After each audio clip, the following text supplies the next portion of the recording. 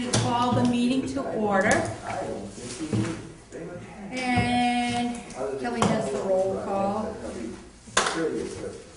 Do we have any citizens participation? I call the meeting to order.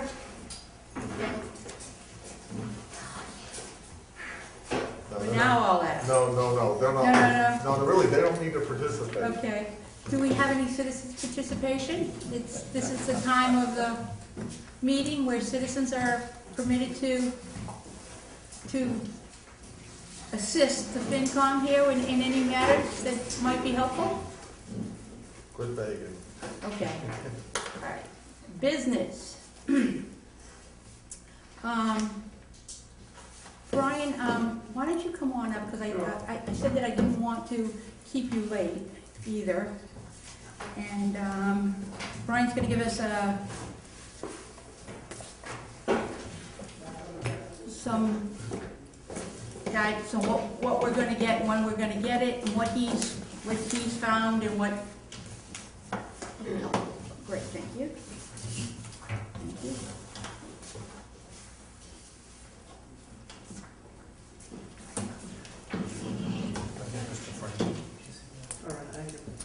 Hi Sal, how are you? How are you?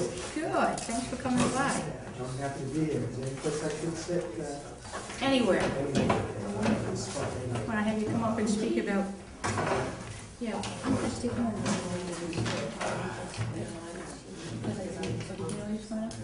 but he can talk about this. Hey, how are you?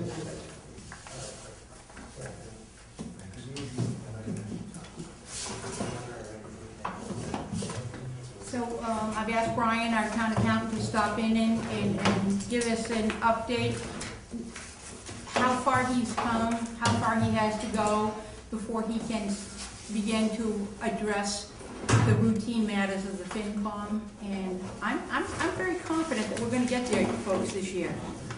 I really am. I think we've got, and second of all, I'd really like to congratulate Mr. Sullivan on his interim town management, and I'm extremely happy and to be working with you. Go ahead, Brian. You're on. Sure. I provided you a spreadsheet I emailed you that was very difficult and cumbersome to read. This is actually a report that Vadar and Powers and Sullivan already had worked, I understand, to prepare last year. And if you look at the revenue, the first page where it says 1 of 9, I didn't give you all 9 pages. I just gave you the 1 page. It says revenue budget to actual detail.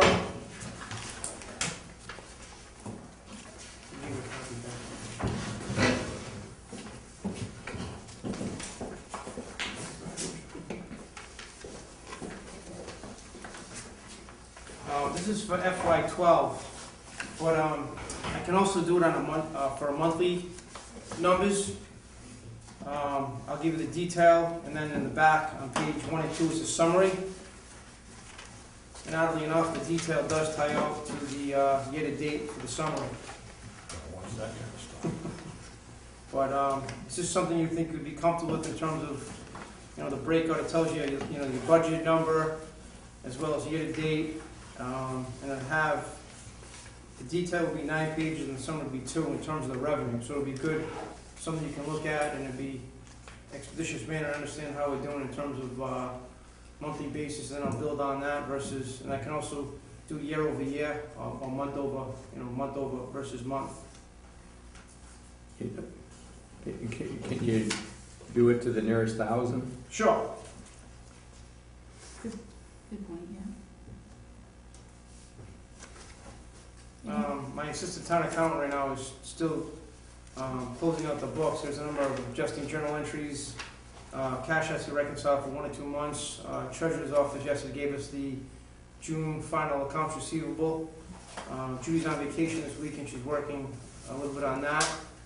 And then from there, hope to finalize FY 2012. I know, for instance, Sandy Slavin's been here before, and we sat down last week and went through CPC, which was a concern for FinCom. So making progress with that in terms of knowing where the numbers stand. I can talk about that if you want as well, if anybody's interested. Are you in sync now? Well, yeah, one of the things was that for some reason, some of the town meeting articles did not go into the system. Or some of the numbers didn't carry over correctly, or some of the monies that wasn't spent, the escrow accounts didn't carry over. So I think that's where there's more money than actually showing on our system that really agrees with hers. And then next week, we're gonna look at the revenue, which hasn't looked at in a number of years. So I'm just trying to ask, as many questions as to, why it happened and, learn so I can understand. It's not just the numbers, it's the story behind, the numbers on a lot of these cases. And then the other document, which is 1B, is expenditure budget to actual. And it has the original budget, and then it has, what we actually spent. And then I would think on a monthly basis, it'll tell you, where we stand. So if we get to a 6-month basis and we're at 75% or over 50, have to ask ourselves, why? I mean, is it basically, 1/12 the expense? I don't know if the audit is, it wouldn't be 1/12, it'd be, we've already given them 15,000, so it might be, that'll be paid by the end of the year or January or February. Larry? You gotta do some sort of a overview report, so. Yes. Instead of going through looking, because there's some numbers in there, and I can guarantee you that there's gonna be questions on them. If you can kind of hit them up front, it saves a lot of time. I have a suggestion too. Mr. Heath, didn't we have a format that we used? We do. Yes, there was. And A you're little the, different than this. yeah, you're the liaison with Brian. Am I correct? Yes? Yes. Yes, I thought Yes. you were meeting. Well, maybe you can enlighten him to what we were doing, and if it's easier to put it in the, whichever is the easiest way to come about it. Does this work for us? No, I'm okay, asking we you. got all the parties in the room, so let's be out there. Yeah. The format that we had before, which I believe came from Derek, is a pretty concise and clear format that lays it out without pages and pages of, basically interpreting ledgers. But what is the time frame getting it from this into that? Or is there a time frame? Well, And I'm looking at both of you because I can't go this way. well, first of all, I'm going to let Brian answer that question. However, we do realize that we're making the year-end entries, and he's been working on doing that. But second of all, he wants to work to our format too. I mean, Right, that's why I'm asking the Yeah, question. the format that Derek had done, that was presented, I believe, the first week in January of 2012, was still a 13-page document. It had a 1-page or 2-page summary, and it still contained like 10 or 11 pages of financials. But the way it was laid out was, and I'm not worried about me, I can read this just fine, but not everybody Sure. will be able to read this. Mhm. Yeah. And I guess was it a VADAR generated financial No. statement? No. So that was more of an Excel spreadsheet type deal. That was an Excel Okay, spreadsheet. that's, I But the guess, great thing, Larry, is that I can take and I can run this through VADA, and I have 2 interns in the fall, and have them put the numbers in the Excel spreadsheet, and just review it, Yeah. and I'm easy. I Yeah. can read this just fine, but again, there Sure. are people that don't have the background in it. It's a little more difficult. yeah, and I can give you a summary of, where we stand in terms of the different departments, or, Right, and that's what, and if you have the summary or you have some of the highlight issues, someone looks at this right now and sees the police in a deficit situation, they're gonna wanna know why. And if you already have that answer, or a plausible answer anyway, then it's gonna go a lot easier from our standpoint, of not everybody jumping on a question when you've got the answer there. Does that make sense? sure. That does, perfect sense. Now, we had come out, we had come out with the Excel format because, like you said, you could read this, I can read trial balance too. All right, I don't even have to get to this level of detail, I can go through and do it. What we were trying to do all along was to come up with a report that we could actually take and put on the website that the public could read as well. Well, then you have to All right, really. and that was the you have to key, knock and on also that the other members of the committee who are not financially oriented, but are business oriented and used to seeing reports, managerial reports, it's in that type of format, so they can very easily look at it and ask questions as That well. goes straight over So the I top. I would not like to see us go back to a financial, presentation for accountants. Like I said, I can read a trial balance, I can do it myself. Well, But Tom- that's not what we want to do. We want a good report that everybody can sit down, knock it off in 30 minutes for the month and say, we're pleased with what we have, we've asked our questions, you've made the key points to us. This is very difficult to read. And one of the other things that's in their report is, are we running over, are we running under, not line by line, but in total. Right. And I'm looking here and looking and saying, wow, this is Right. not bad. I hope these numbers in the end turn out to be right, because it says we're $1.5 million over in revenues, and 400,000 under in expenditures. And I don't think those are the final numbers. Right. We both know there's adjustments to be made. All right, the reports that you gave me the last time, let me digress a little further, this is from Chairman Brock. The reports that you gave me the last time, there was a number there for employee contributions for health care and for the town's contribution for the health care. I've noticed that we're booked exactly to what our budget was. However, when I took the employee contribution and multiplied it times 3, that should be the town's portion. Correct. All right, and it's not.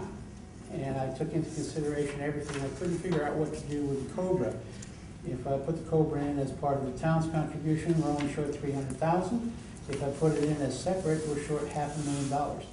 Are we whole with the employees as far as our health care plan is concerned? I'm actually doing Are we 75-25, or I'm actually working on that this week. do we have Health any Insurance idea? Trust. Okay, so we'll have an Well, from the answer. payrolls that I've actually obtained from Missy and Sharon in the school department, I did a 75-25, and it seems like it's correct. I based it upon, 52 weeks or 53 weeks, or depending on when the person, 26 weeks, and their share based upon the plan, and it did come out to a 75-25. So the on the employee actual- amount that's listed there is overstated. Yes. Okay. But in terms of the actual ledger. That's a really key number. Right. Okay. Okay. I just have to, I have an additional spreadsheet that Justin had done through April, and I have a beginning balance as of June 30th, 2012, or 2011, and then I have all the revenue from the employees and then the employer expenses. So I'm in the process this week of reconciling that.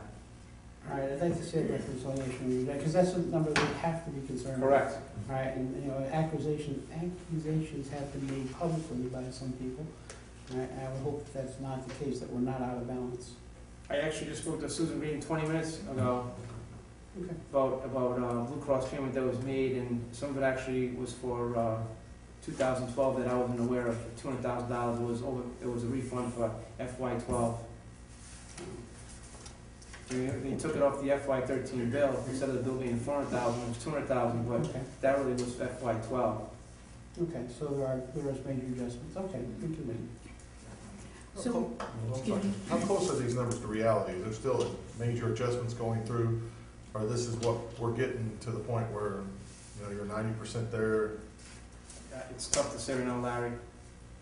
I can't, I think I'm probably more comfortable with the revenue than the expenditures. Well, the revenue doesn't look that bad, it's the expenditures that I'm Exactly. concerned with. The revenue appears to be 1.5 over. Are we Yeah. that far over? That's why I'm not questioning, because it's over. Yeah, if it was under, we'd have a lot of. Yeah, exactly. That's what I'm worried about. I was looking at the individual line items. It seems to be falling into transfers in from other funds and miscellaneous non-recurring revenues. And I don't expect an answer from you on this now, but that's where it seems to lie.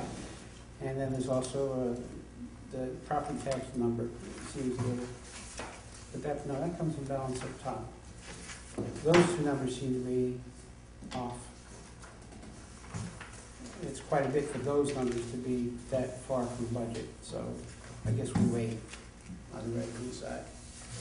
That's almost $1 million. Madam Chair. Yes, Mr. On the revenue side, I do know that the treasurer collector brought in approximately 500,000 in tax title revenue that we hadn't planned on, so Mhm. that would go directly to free cash on there.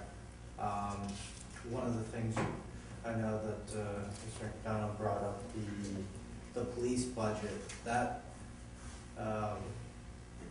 Ms. Kudish, does that contain the transfers of what we did with the DOR of the 207,000 for the settlements? Is that money, has that been credited back, or is I that, believe so, yes. so that would be a $200,000 deficit even with that money in there? 184, just to be, closer. Because I know there's transfers that still need to be made, that's what I'm trying to figure out, because if I see this, and like they said, if that's, 242.5, between, I'll have to get back to that, just to make, 100%, sure. because I will skip the next meeting if that is true. Well, part of it was also illegal. Yes, right? you will. We were- No, you should come. Part of it was also illegal. Mhm. Right, there's. For legal's 42,000, and the police budget's over 184, it's 330 some odd. Well, that's a good chunk of it right there. Or 326, The legal would have been, I'm sorry, 226. legal approximately probably the transfers we did at the May special for the, which would have been the overage that we put in there. We just moved it really from personnel line down to services line, right? I mean, that's really what we did with the police department. With the police, about 84,000, was it 84? Oh, it was, It was a good chunk of change. yeah, I think it was 100 and something when it was all said and done. 184,000. Which just happened to be where you're off. I mean, you moved a lot of it from the personal services to the expenses. Excuse me, if that's the case, and that hasn't been entered in there, Okay, that's, yeah, if that's 184, When do you anticipate that you're gonna be able to have all the adjustments for 12 then? I have to have them done by, middle of September, Okay. based upon what DOI, Yep. work with DOI for, 11/1 deadline, Mm-hmm. and the auditors and things of that nature. Okay. So maybe, Frank can get in touch, Frank can hook up with you Yes. sometime and get the form that we're looking for, and maybe, if we can have this all tied up, particularly before we go to town meeting. Oh, yeah. We want to have a clear, concise, and I think I think we're on the right path, folks. I just think it's gonna give us a little bit of time to get there. Right. I truly believe we are. So I do have the format they used a year ago. Okay. I'd go over that with Frank one day next week. Can I ask you, Madam Chair, last year we had a problem on the school department on the expense and personal services numbers that duplicated the variances you have here. There was a large amount that showed up on the wrong line and had to be transferred, so you may want to check with you on that one. Is that an error in formula? I don't know, but it's the exact same type error. So. Does anyone else have any questions for Brian while he's here? Well, thank you very much, My pleasure. and you're free to leave. Good night. Thank you. Okay. Mr. Sullivan, would you, I only know Sal's first name, I don't know your last name. Pina. Mr. Pina, like to join us up here. Yeah. There's only one seat, are they gonna sit together? Well, we can move down, right, Kelly? Sure.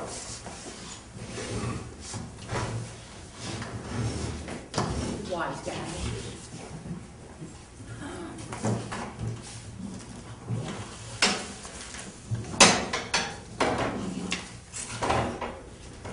If any of you watched the selectmen's meeting last night, the folks from the Marquetti project did a presentation for the selectmen, and who better to have you here is Sal from Community Development, and he can explain the project to us all and what it's going to mean to Wareham. Right. You're on, Sal. Well, first of all, thank you for inviting me to the meeting. I'm happy to be here. And I know that in the past, there have been some concerns around tax increment financing, or TIF agreements, as they're called. I know there hasn't been one done for a while. So what I'd like to do is maybe just step back a second and just talk about TIF agreements and then talk about how we get to TMI. Okay.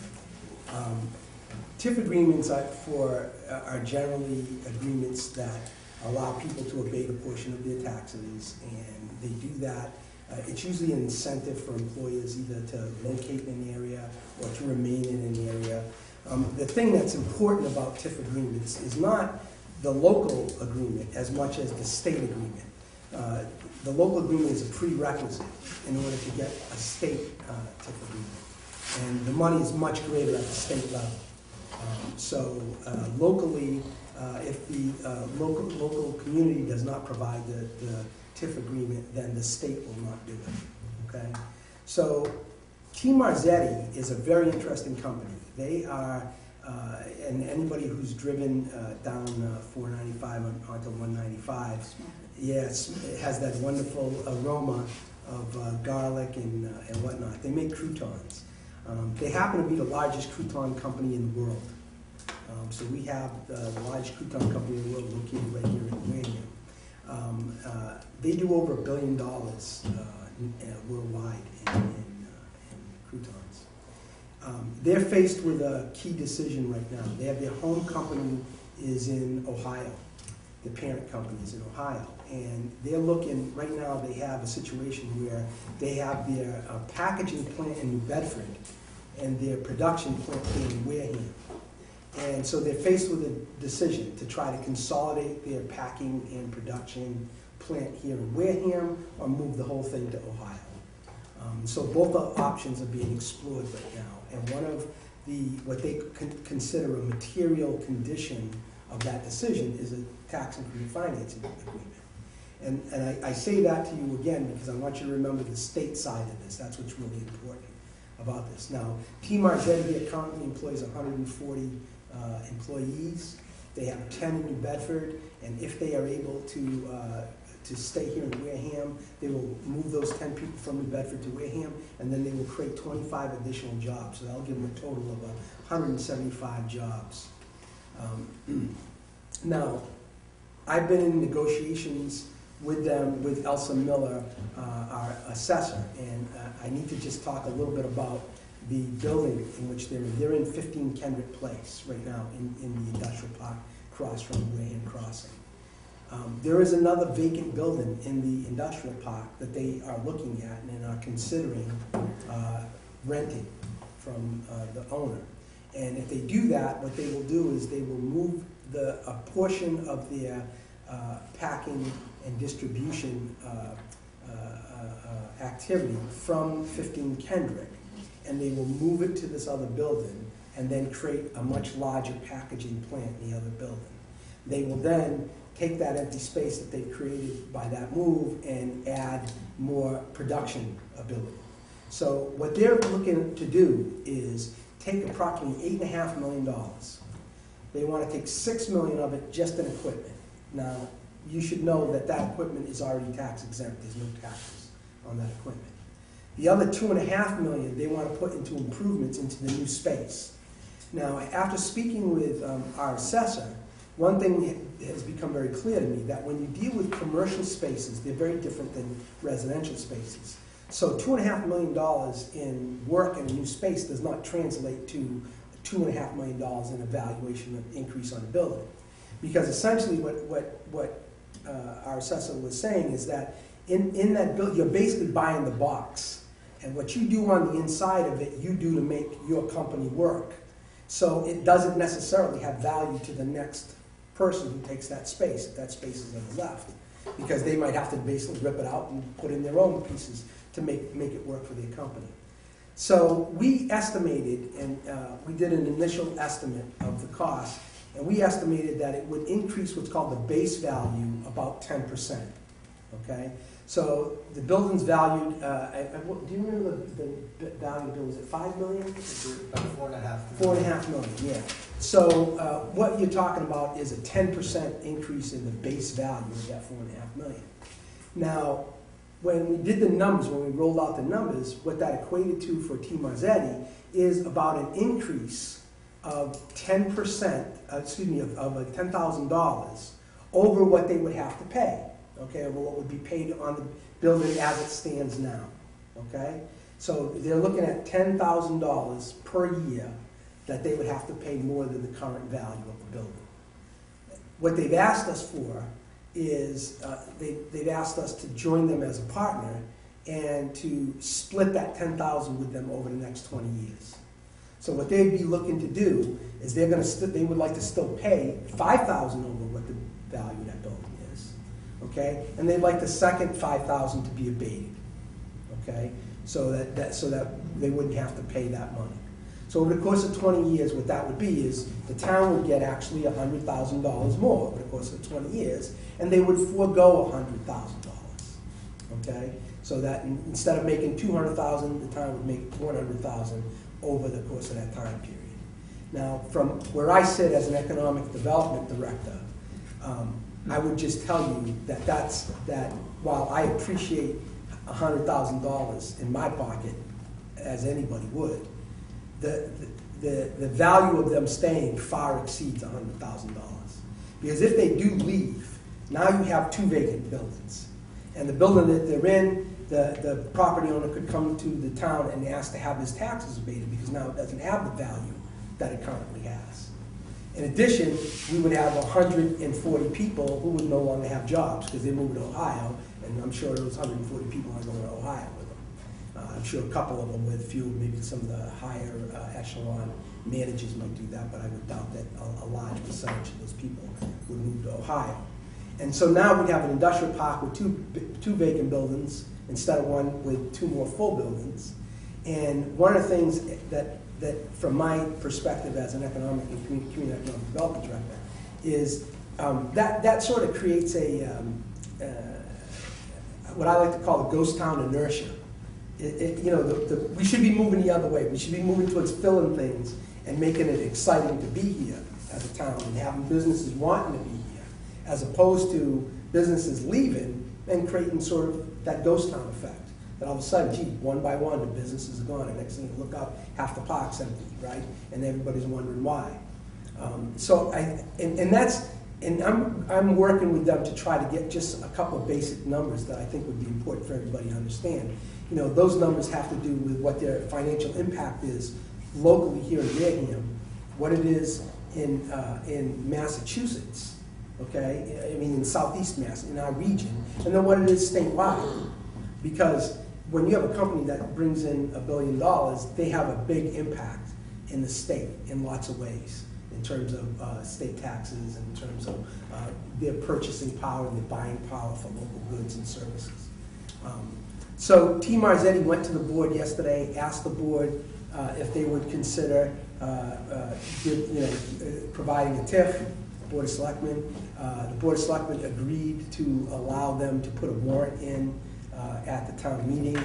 And so I'm here today because at some point, obviously, you would need the support of the Finance Committee to go through that process and stand behind the process and say, yes, we think that's a good thing to do. Because I wanted to give you all an opportunity to hear it from me, since I've been working with them, about what I think the impacts are and answer any questions that I can possibly answer. How long have they been in business? That's a good question. I don't know the answer. That's been a long time though. They bought the old Chatham. I think it was the potato chip factory, the potato chip. In Hyannis? Cape Cod? Cape Cod, yeah. They bought the old Cape Cod, and they bought the crouton company that was there before you. So they've been around. And what do they have in Ohio? Their parent company is in Ohio, so they have. So they're a subsidiary of?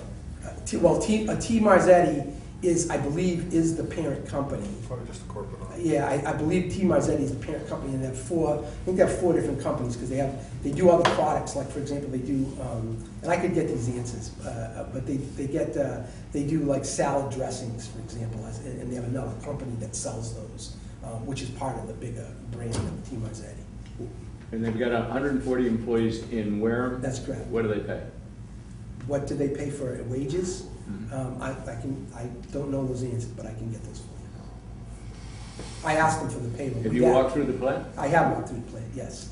And it's a really nice plant. It's a huge place that they're in. They start off with flour and Yeah. bake and everything? Yeah, they start from scratch and they make their own breads and they turn them into croutons and they.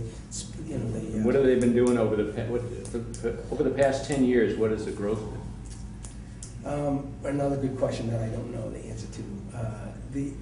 What I've asked them, let me just tell you what I've asked them to provide us. I've asked them to provide their salaries here. That was one question I asked them that they're working on getting those for me.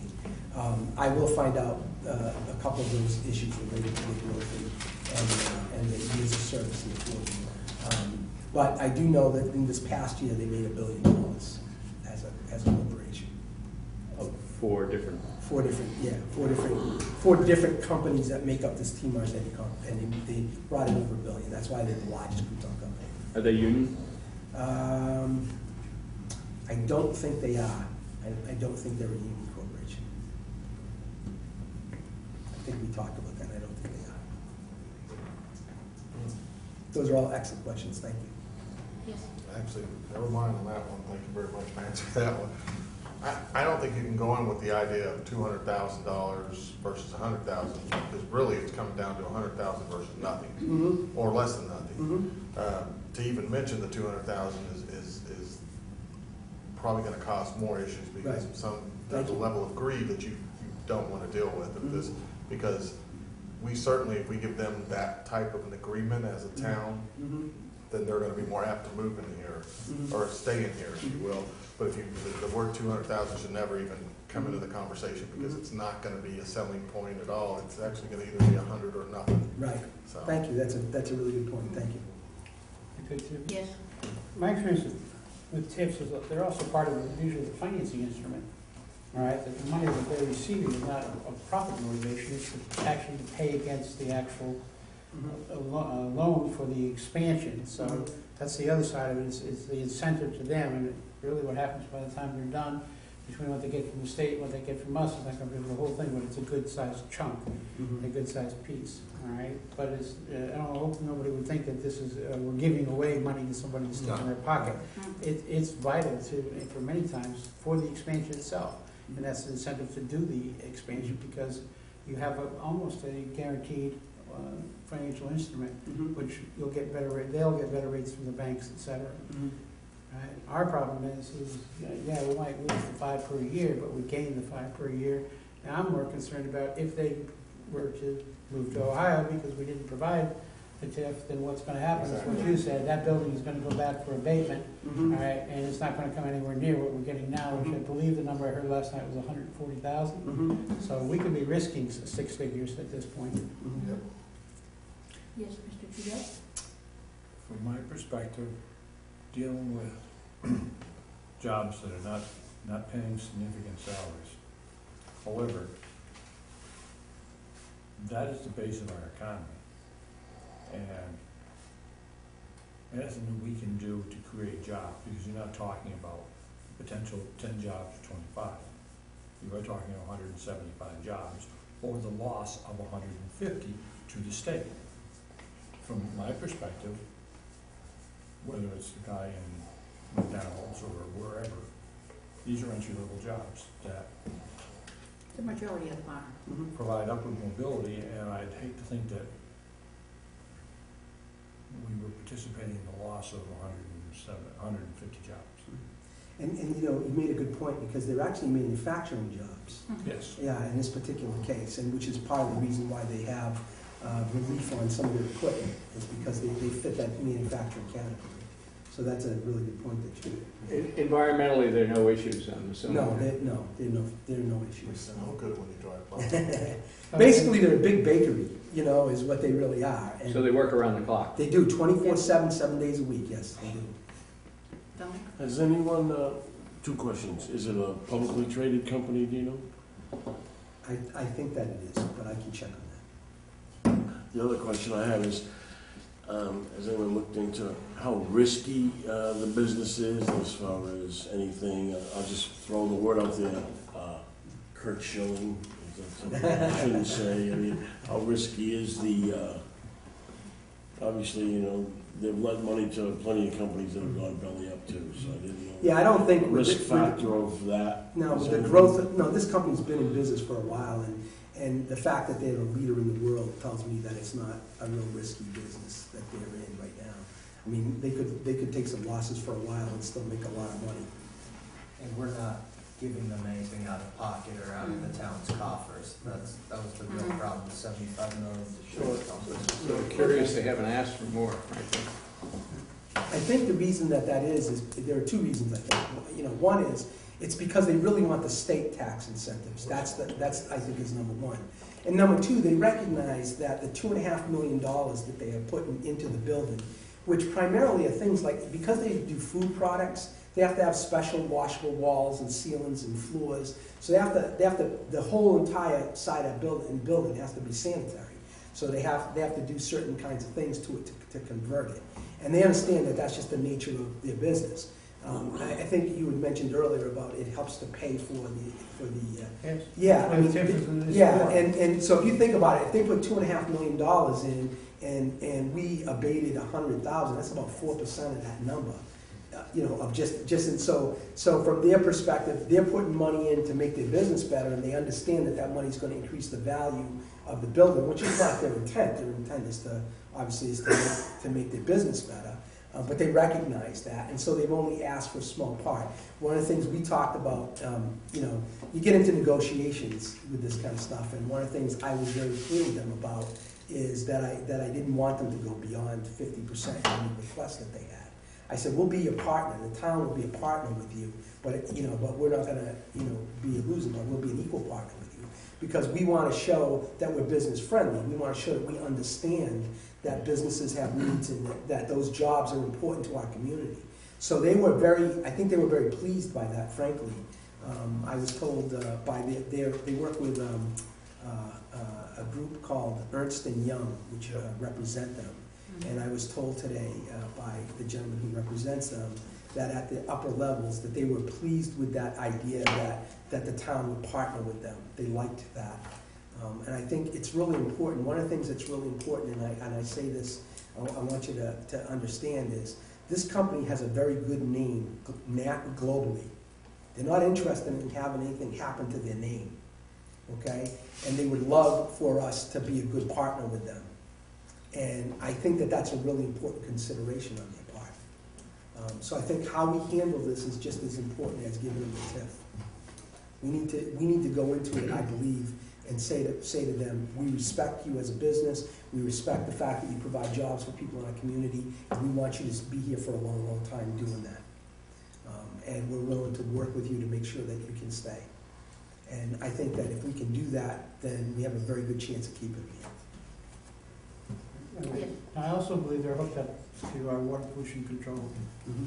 All right, if they're going to increase their capacity, Mm-hmm. manufacturing capacity, I would hope that we're going to make sure that does not cause problems within our plant. I mean, they're aware of that, and I would hope. And have we talked to Guy as to whether or not capacity exists at this point, or?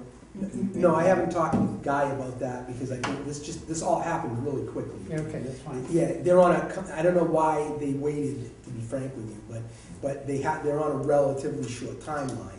The parent company's asking them to make this decision. So I only got in touch with them a couple of weeks ago, so that's why I haven't had a chance to do a lot of the research to answer some of the questions you're asking. How new is this facility? The one that they're in now? Yes. It's been in existence for a while. It was one of the, and I don't know that the industrial park started in what, the 90s, was it? I'm not interested in the building. What I'm interested in is their actual production, et cetera. Is that new? Is it? Oh, the one in New Bedford? No, the one in New Bedford's not adequate. No, the one here. How old is it? It's an existing building in the park that is equivalent in age to the other buildings. So it's not a new building. So in other words, they have another shell that they're going to go in and they're going to retrofit the shell. Your question is, when did they start there? My question is, when did they build the current operation? Because that tells me the age of that equipment. As you brought up, there's a question: do I renovate or do I build new?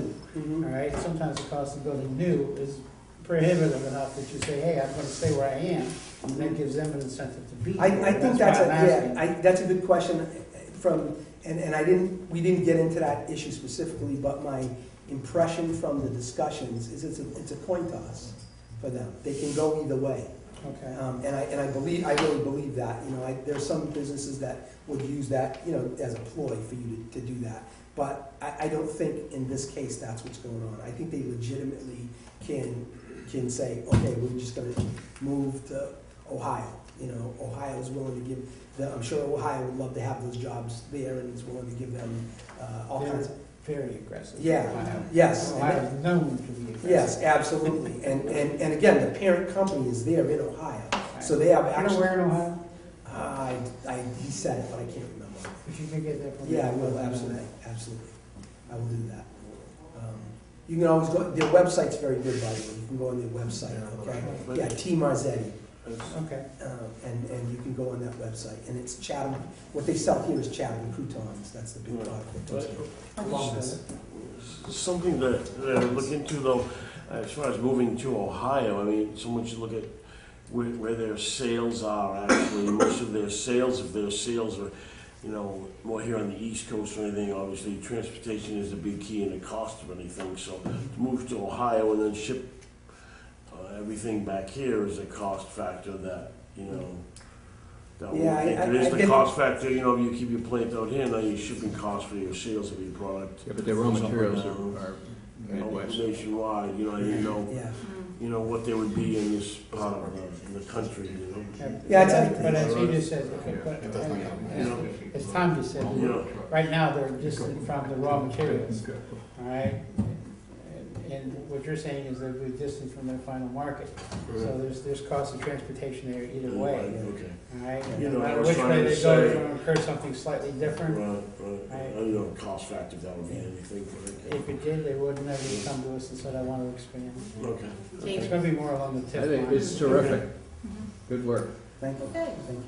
And, yeah, and I was just gonna say one thing. Remember, they're a global company. They sell all over the world. Right. So. Just a question I Yeah, had. yeah, I think it's a good one, but I want to emphasize here that they sell all over the world. Mhm. They're a worldwide leader. So the bottom line though is they're expanding, Yeah. giving us more jobs, increasing our tax revenue by $5,000. Absolutely. All right, and asking for assistance in the financing by us abating that $5,000. Right. So it's a win for them, a win for us, a win for Sounds like a great people's idea. jobs, et cetera. Sounds like a great Okay, idea. and I hate to say this, some people say, well, you're crazy.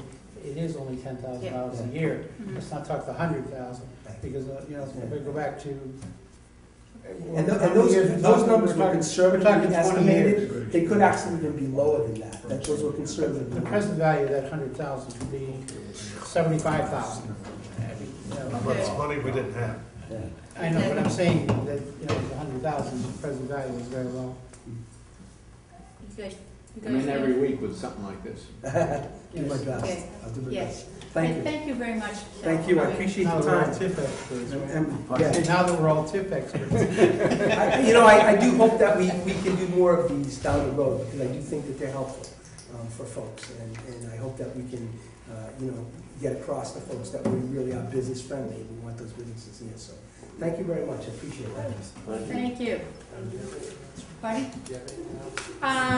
Do you have anything for us? That basically is what we wanted, you know, the deadlines. Do you have any idea on how many? It's in here? Is that what's in here? Right here. Yeah, do you have any idea when the warrant, how many warrant items are going to be? We just added 3 last night, the wind, the wind and energy, and it's for turbines, and that would be in another community, so we're just doing Okay. the credits out of it, so it's not building them in our community. We also have the solar energy, same thing, and I believe that's coming out of Plymouth. The school has submitted 2 articles. I think they brought them before you spoke about them Yes. in Chapter 7. We can vet Yeah. out. Then we've had the recycling committee is bringing forth an article to increase their budget. Got a copy of that one. Okay. We've had several. I'm thinking there's a couple more on there. Tomorrow, the moderator, town council, and myself are going over all the ones that have been shipped to us. We also have one coming from capital planning. I think Okay. it's three. 3 coming I from think capital. there's three coming from capital. I was. Actually, it'll be from you, but we're gonna help put it together. It'll be three. Madam Chair, through you to Derek. One of my questions last year on recycling program that operates down towards East Wareham was, weren't we in competition with ourselves over in Rochester, which recycles paper, plastic, takes bottles and handles cardboard, takes leaves and trash. And it seemed to me that we were competing with ourselves to run this recycle center. And I guess I'm trying to get a handle on, I understand they want to increase their budget, and I'd like to keep an open mind, but in keeping an open mind, I'd also like to know, what is the benefits that that recycling center brings me? And what's the benefits that Rochester Marion recycle centers bring me in terms of stuff coming back? Is it cost effective to run this recycling system that exists within the town? I think that's a fair question. We would like to get them in here to speak about it. Mhm. Well, let's see, I'm gonna be asking you what you're generating for revenue out of Rochester. And just so you don't see, not see it coming. That's a fair enough. We can ask the folks from the recycling to come in to our next meeting. People are interested. Okay. All right, anything else? Did you have anything for us? Any surprises, any, If I said it, it wouldn't be a surprise. You know that kid at the party you never wanted surprised? That's us. We're That's that kid. okay. All right, then if there's nothing else for Derek, I guess we can move on. My plan is, as I said, would be to moderate town council to forward what we have from there to the committee, so at least you've got an idea of what we're looking at. May not be the final language, but you're seeing what's going on. Oh, we do have one more item coming up on our agenda here that you probably best could explain, and that would be status of the building inspection department right now. What we have, what we're gonna have, or what we're gonna do. What you can and what you can't do right now. All right, I think that would be easiest. we brought on Paul White on board as the building inspector, and so he's here, he's working. We also had a plumbing and electrical inspector there, so we have them all on board. One of the things we don't currently have, which is what we're working on, is somebody that can actually make the determination if lots are unbuildable and such, to do that determination letter. That's something we're going to have to grant the current inspector, and that's something that is more coming through town council side on all of that. So we do have the department, it's running, but there's some things that are going to get a little backlogged until we clean out what's going on down there. Okay, yes.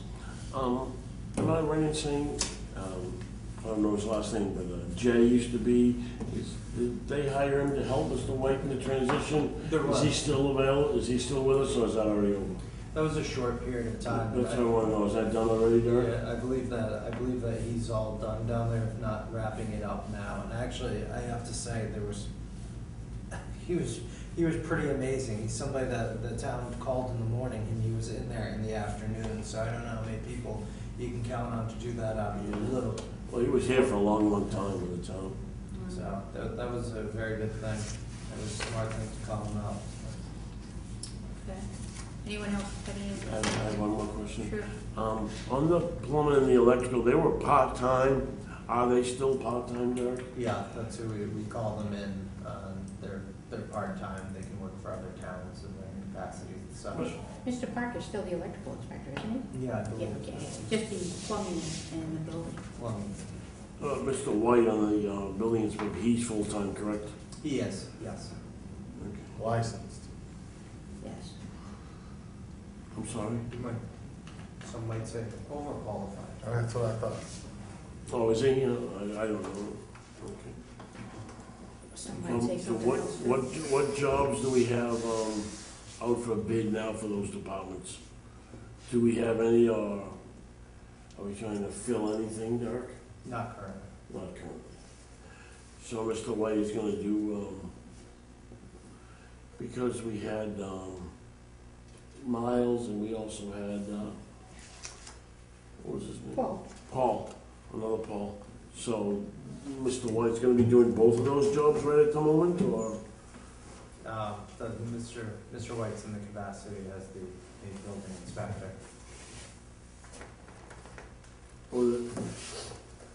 Are we gonna fill Miles's job, or is that just a job that was added before? Does anyone know what's actually going on with that? I don't think you can talk about that at this point. No, Yeah. I'm sorry, I'll let it go. Okay. Just a question. I'll take it back. No problem. Okay. No problem. All right, you can depart, my friend. Thank you very much. Thank you for coming by. Have a good night. All right. I did get an email from Marilyn. She was sorry that she couldn't make it tonight, but the next thing on our is the Quinville Committee. I'll do that. Okay. I sent an email out to that, to the two participants, Maryland. I think yours was the 19th was the reply. Maryland's reply just came in another day, she'd been on vacation. So, from my perspective, it took me over a week from last FinCom to get one reply. Now, this becomes almost unworkable in terms of pick a date, post it, get a room hold meeting in, so you can have a discussion.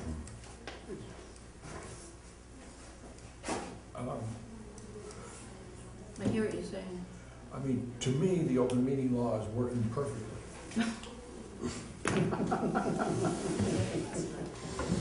It's doing everything that they expected it to do. Yeah.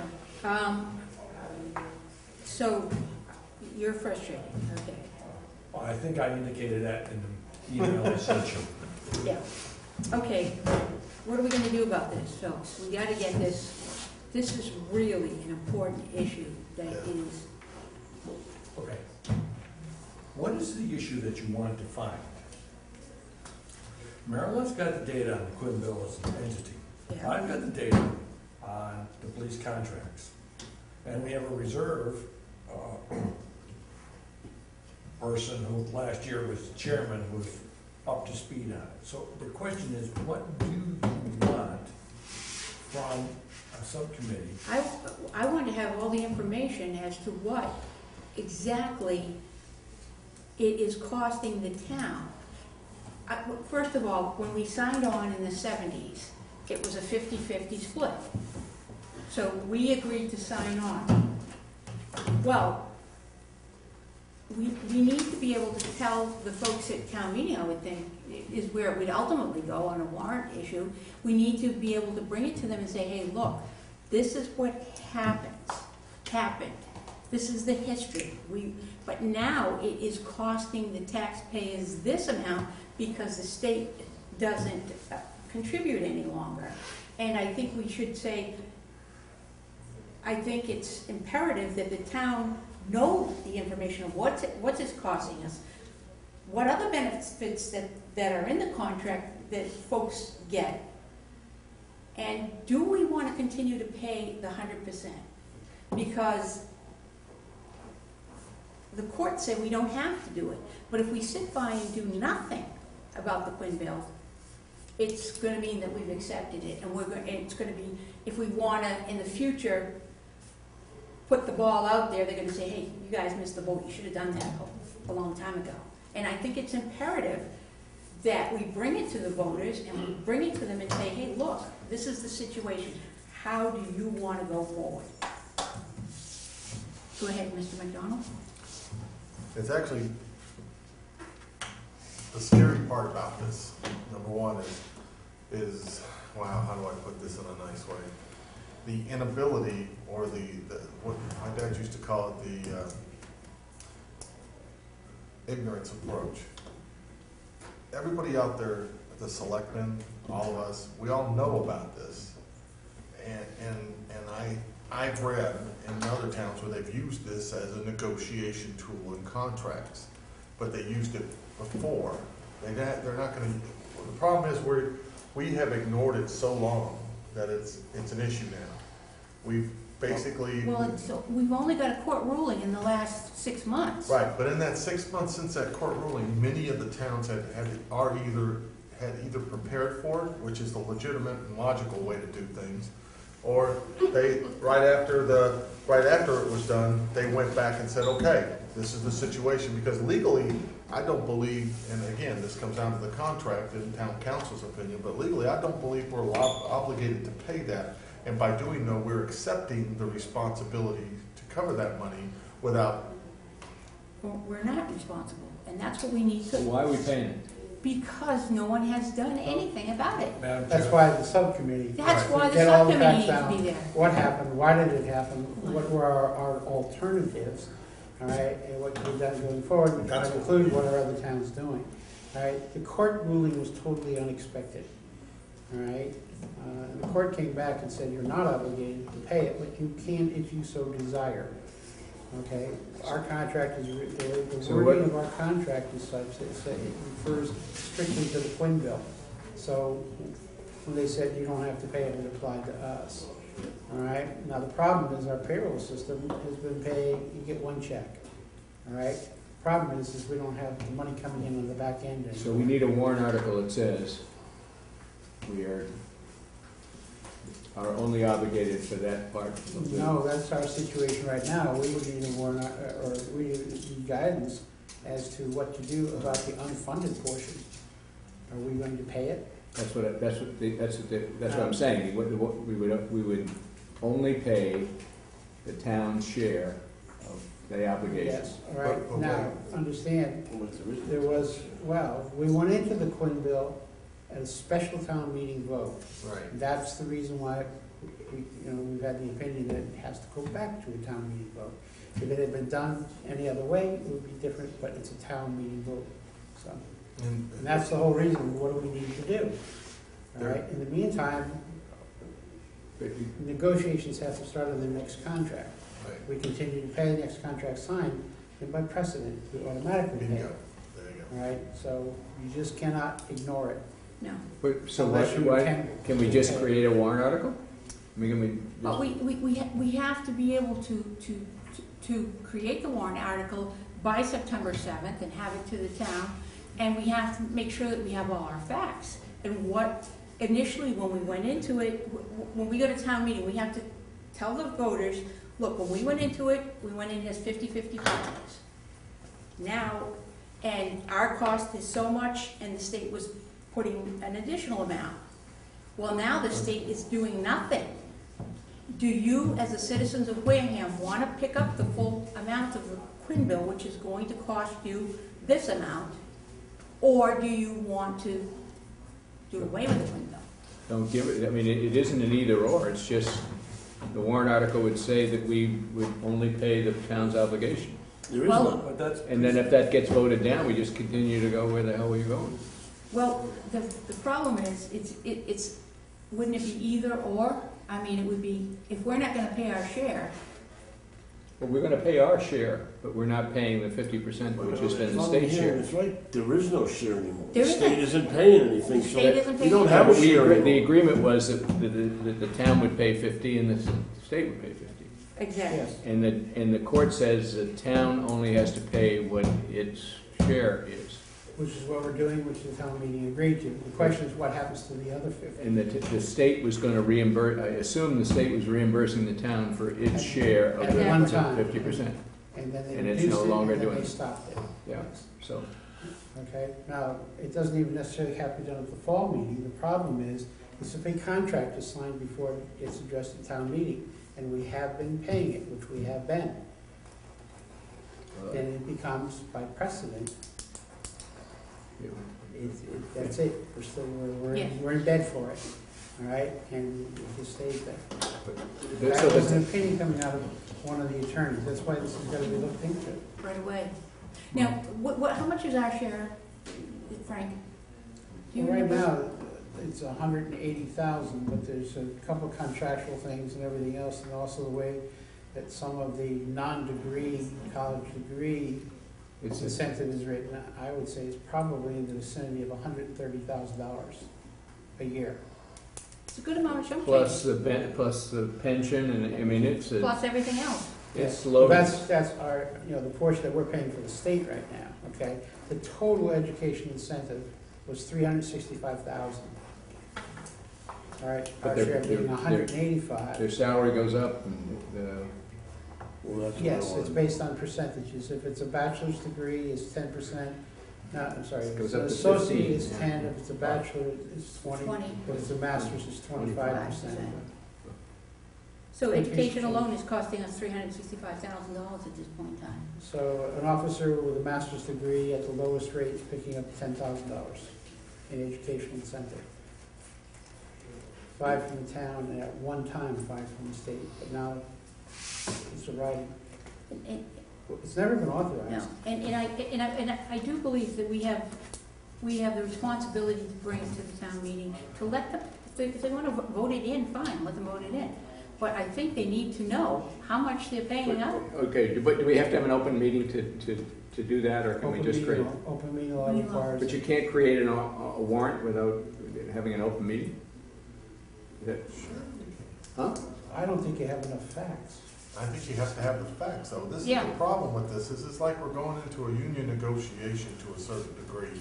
Because whatever we put out there, obviously there could be amendments to it on the floor, Mhm. but the reality is whatever we put out there is subject to change with the people. But we need to put something out there that, and I'm not one of those that, again, I think it needs to be addressed. And you're right, whether it ends up one way or the other, it still needs to be addressed. This put up the wall and act like it's not there is not working for us. That's what But it's really, yeah. is it us that has to do that? Yes, Or I believe it is, because if we are looking out for the financial interest, maybe I'm wrong, but I think we know what's happening, and I think that it's our responsibility to bring it to the town meeting and let the town people decide what they're willing to pay.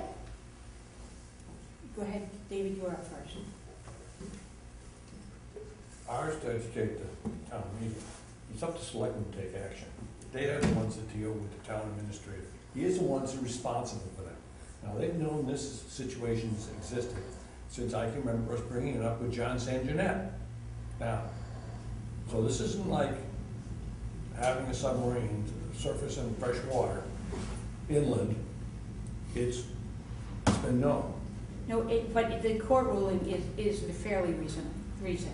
That may be, but the issue has been known for a couple of years. The fact that the court defined it, but has the selectmen, have they even addressed this with the town administrator? They are the ones that are supposed to be involved in the budget. They're the ones supposed to give guidance to the town administrator which way we're going. And So aren't we? No, that's not true. Financially, No, our job is to advise town meeting. That is our job, not to advise the town administrator, not to advise the selectmen, to advise town meeting. That is our job by charter. That is our job, and by charter, if there's 130,000 that should be paid out, then we should be recommending by First Amendment that money should be out of there. I agree, but Okay? No, But who wants to go that route if we don't have to? it would make better sense for the selectmen to address this. It should all be Then, settled.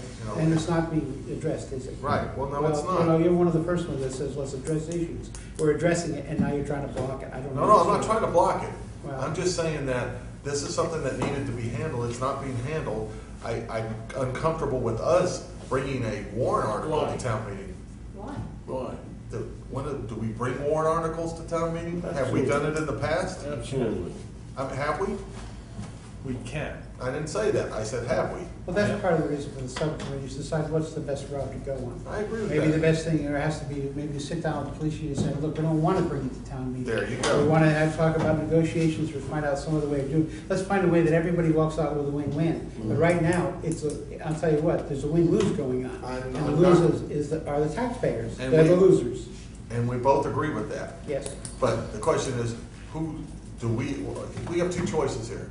We can't force anybody's hand. Obviously, we don't have that ability to force anybody's hand. So we can either write an article, which may or may not be the right, in my opinion, the right way to go about it. Or maybe we send another letter to the selectmen, and if they don't address it within a certain period of time, then we write an article, because it's obviously their job to address this. I understand that, but we're also addressing it with the subcommittee, because the subcommittee is a public forum for the whole issue. Okay. That's a public forum for the whole issue. By opening. Isn't the town meeting a public forum for the Yes, issue? but you don't have to go to the town meeting to bring it out to the public. So you're saying if we had an open meeting, and the result of that open meeting was that the town was no longer considered itself obligated to pay the whole nut?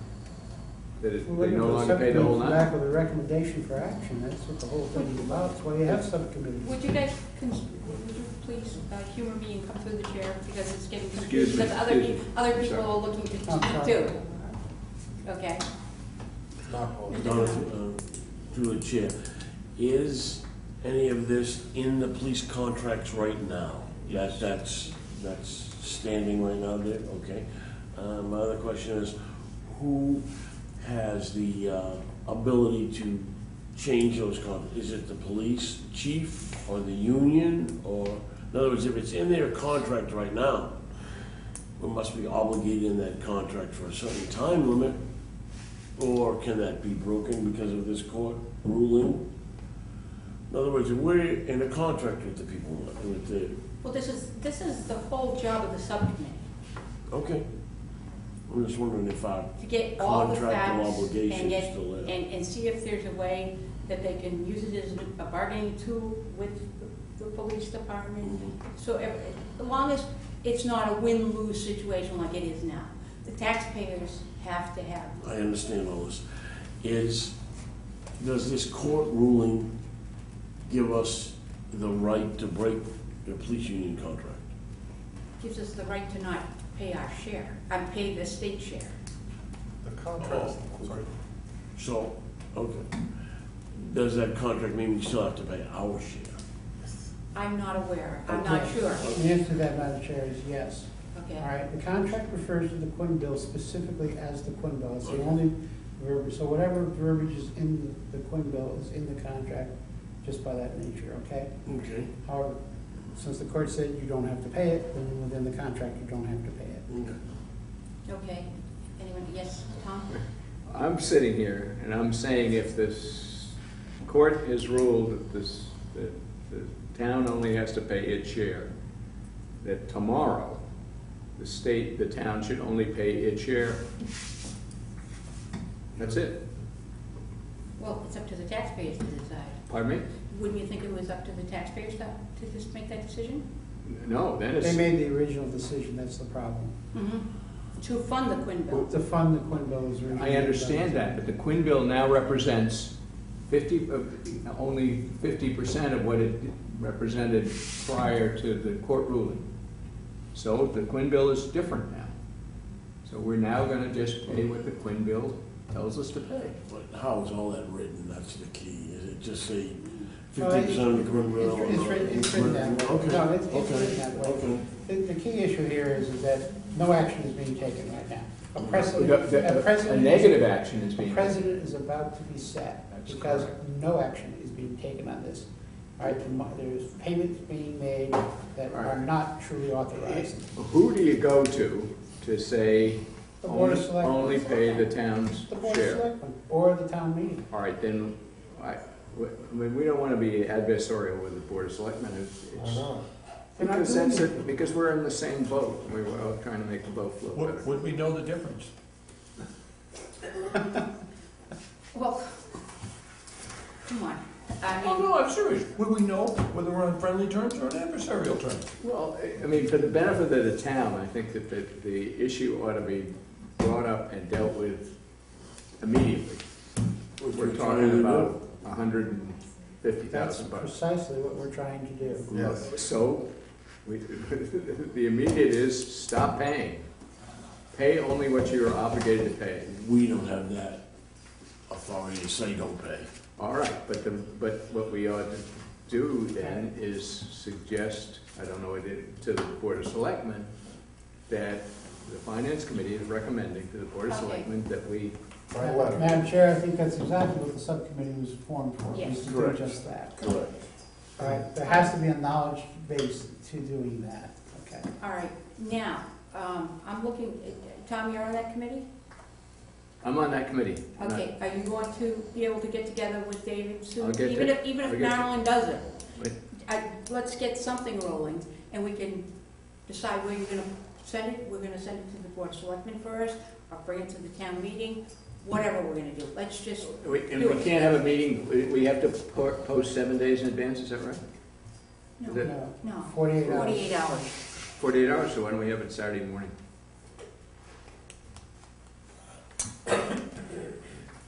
Well, we can't make it Friday. I'm busy Monday, Tuesday, and Wednesday of next week. My So- next window opens up on Thursday. Make Saturday morning, this Saturday morning. As I said, my next opening is Thursday. Okay, he's booked. He's booked. We're busy. Okay, all right, I'll take it that you guys will have a meeting and hopefully get this rolling I by, will try and set it up for next Thursday. I'll send off an email to Tom and to Marilyn. okay. Now, just so that I understand it, the only way you can set up a meeting is to go through the You have to post it. where. You have to post it. No, I understand that, but he can't call me up on the phone and say, what dates do you have, or have a conference call and 3 people or above agree on when the meeting is gonna be? Because going back and forth with emails is, You could call. you You can't do just that. can't discuss it. Right. Huh? Yeah, All you can discuss is when's your meeting. Yeah, that's it. Yeah, you can call and discuss the meeting, that's all. so, I mean, we ought to be able, Okay. can you have a You meeting? didn't say this was easy. Can you have a Skype meeting? Can you have, but it's gotta be open, so anybody who wants to come to the meeting, come to the meeting. Okay. Yeah. fine. And certainly the police department will come to that meeting. You better believe Or it. at least afterwards. All right, moving on. Water pollution control facility, I don't really have anything. We just put them down there, and I guess the school committee is kind of in agreement, or the selectmen have agreed with the school committee on the 2 issues of the transportation and the Chapter 70 monies. So we don't have anything to discuss over that tonight. Has capital planning have anything? I went to meet on Friday, and we talked with John Foster at our last meeting, and the consensus was, first off, that the money in stabilization was set up for bonding, mainly because of what we're going on the minded force. And since we're not going there, it would really be a bad idea to recommend to everybody that we not fully fund the 100,000, but we transfer 75 out to some urgent projects. And the town administrator at that time, Mr. Foster, said there were 3 projects that he would deal with.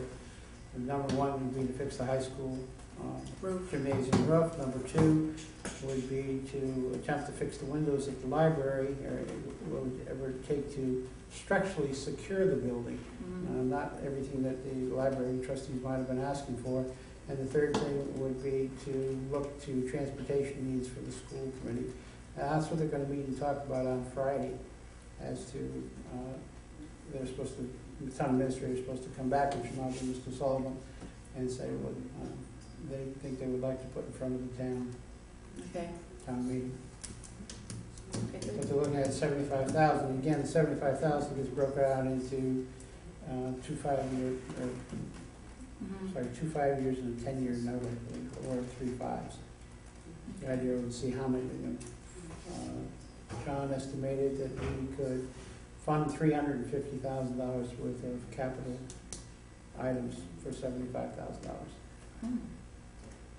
So, uh, That's per year over 5 years. No, when's your next meeting, Friday? Friday morning, 9 o'clock. 9 o'clock? Where do you meet? Cafeteria. Cafeteria? 9 o'clock, cafeteria? Mm-hmm. Okay.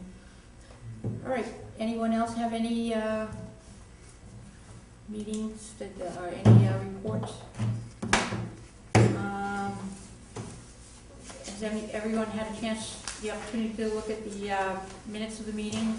I did, I had a change on that, I'm sorry. That was where I was supporting the action, when in fact I was not supporting the action, wait on action. That was on page 3, Okay. because I believe the vote was something before. Okay, It was not a tie vote. okay. So page, 3. okay. Any other questions? On page 2, Mhm. David talked about the high school roof Yes. will continue to spile. I believe he meant it should be up rather than down, the Okay. cost to fix the roof. Oh, yes, yes. And I have a question on the CPC. On the what? To the last page?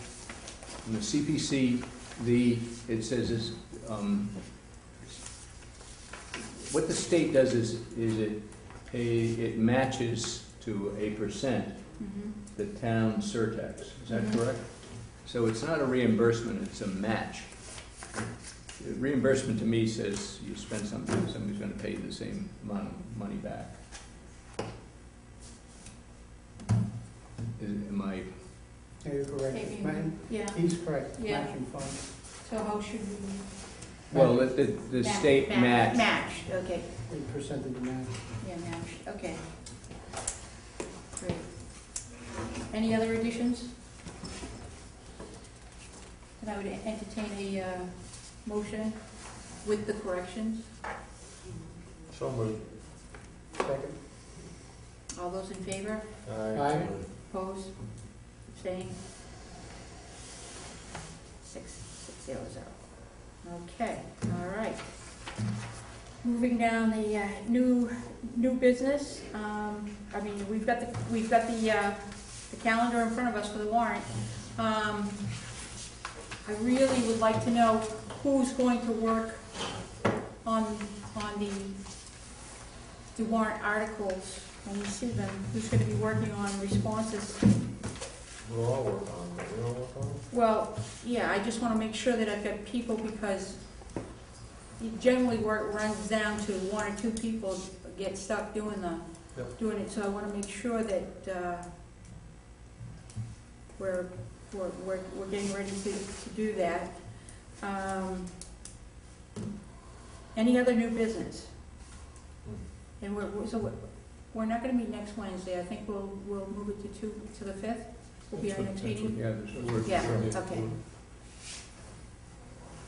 All right. So the next meeting will be at 6:30 on the 5th. Anyone else have anything? That was next Wednesday? No, not next Wednesday. 2 Wednesdays. 2 Wednesdays. The 5th of August, September, excuse me. 5th. And I did get a consensus that the CPC has been working with the town accountant, and it appears that the CPC is in good shape.